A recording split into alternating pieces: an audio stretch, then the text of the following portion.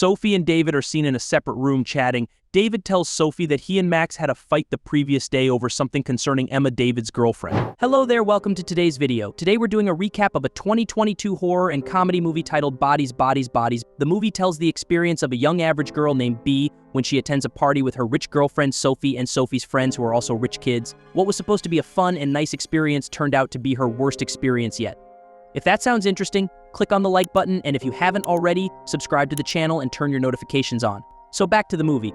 As the movie kicks off, we see Bee and her girlfriend having a romantic afternoon. They are all smiles and Sophie kisses Bee and tells her that she loves her, but for some reason, Bee finds it hard to respond, although it's pretty obvious she is also in love with her. We then see the couple drive off to attend a party at David's house. David is Sophie's friend, and he's also wealthy, just like Sophie. Bee isn't really excited about attending the party because she knows a couple of Sophie's rich friends will also be there. She is not sure they'll like her or treat her equally, as Bee is just an average working-class young woman from Eastern Europe. But Sophie assures Bee that her friends will like her and she has nothing to worry about. They finally arrive at David's family's mansion, and without wasting any time, Sophie leaves the car and rushes to see her longtime friends. Bee, on the other hand, is still nervous, so she stays behind to finish her makeup, and she also leaves but forgets to turn off the lights of the car. Inside the mansion, they meet other guests. The other guests include David's actress girlfriend Emma, the podcaster Alice Gregg, her much older new boyfriend, and the enigmatic Jordan. Max, another guest, left after a fight with David the night before Sophie and Bee arrived. Everyone is surprised to see Sophie because she didn't tell any one of them that she would come. They are shocked to see her, but they are happy to see her. The celebration started, and David opened a bottle of champagne with a knife for everyone, but Sophie did not take the wine. She says she does not drink wine. Bee also. Rain starts pouring down and everyone rushes inside the house. Sophie and David are seen in a separate room chatting. David tells Sophie that he and Max had a fight the previous day over something concerning Emma, David's girlfriend. Max hit David on his face, explaining why the area around his eyes is black. David and Sophie also talk about how Sophie spent time in rehab for drug usage, and David asks her why she showed up to the party. David also raises concerns about Greg. Greg is way older than them and they don't know much about him. We then see Jordan approach Bee in her room and tell her to be careful around Sophie, as Sophie is not a trustworthy person. The group then comes together one more time to party together, drinking and smoking. They also play a weird game. They have to take shots and slap each other. It's Bee's turn to hit David, but she doesn't want to hit him hard, so she gently touches his face. David laughs and shows her how to hit properly by punching Greg's face hard. David has always wanted a chance to hit Greg. The party continues and everyone dances freely, except Sophie. Sophie is watching how Jordan and Bee are dancing close to each other. She's not happy with this, and she suggests to the group that they play a game of bodies, bodies, bodies instead. This is how the game works. The players will draw papers to see who is picked as the killer, but the players have to keep it a secret. They'll turn the lights out and hide, while the killer tries to find the others and kill them. Everywhere is now dark and everyone runs to hide. After a while, they see that Greg is dead, well, not actually dead, but dead in the game. The whole gang meets there, and while David explains the game to Bee, she antagonizes Greg. Greg gets uncomfortable with everything, and he tells them that he'll just go to bed. After Greg leaves, the whole gang tries to figure out who the killer is, and David suggests Emma. Emma is not happy, and it gets worse when Alice tells the group that Emma previously talked about their relationship and how they never have sex.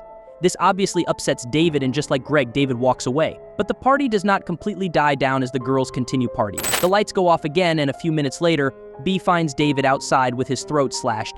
The girls try all they can to save him, but he dies. The girls panic, and to make matters worse, there's no service on their phones. The group tries to go for help in Sophie's car, but finds its battery dead. Remember, Bee didn't remember to turn off the lights of the car when she got down from the car. The group then suspects Greg, and they go to search his bag. The gang sees a knife and a map of the area, and that raises their suspicions of him. They fearfully enter the room where Greg is sleeping, and they confront him.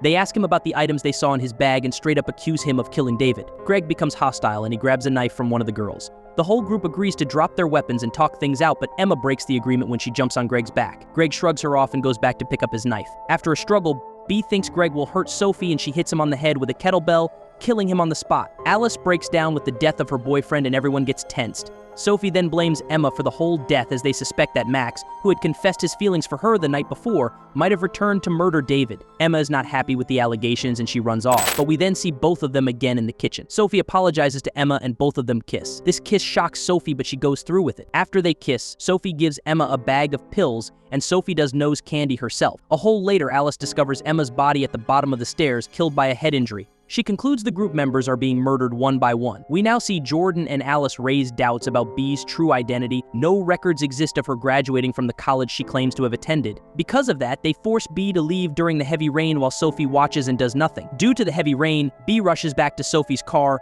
and while sitting there, she sees Jordan holding David's dad's gun. She's scared that Jordan will hurt Sophie, and she is determined to prevent that. She finds a doggy door that leads back into the house, and she crawls right through it. After getting into the house again, she confronts the girls and warns them about Jordan. She also explains why no record of her was found in the university records. She admits that she dropped out of the university after one semester so that she would be able to look after her mother, who had borderline disorder. A few minutes later, a piece of paper that had an X written on it fell from Jordan's purse, showing that Jordan was the killer in the game. The others accuse Jordan of taking the game personally and killing for real. The group argues and Jordan tells B that Sophie cheated on B with her. Sophie revenges by saying that Jordan only listens to Alice's podcast. Alice responds by talking about Jordan's insecurities. Jordan shoots Alice in the leg. To ensure that no one shoots again, the girls struggle for the gun. In the middle of that, Alice is fatally shot in the throat. As Sophie and Jordan fight, B pushes Jordan over the staircase banister. With her dying breath, Jordan tells B to check Sophie's text messages. B does not trust Sophie and she hides from her. The day breaks and Sophie, in tears, tells B that Emma tripped down the stairs because of the pills she gave her and now she feels responsible for Emma's death. But B is not moved by this and she points a gun at Sophie and asks for her phone. Sophie throws her phone away and both girls struggle for the phone. Surprisingly, they pick up David's phone instead, which shows that David accidentally slashed his own throat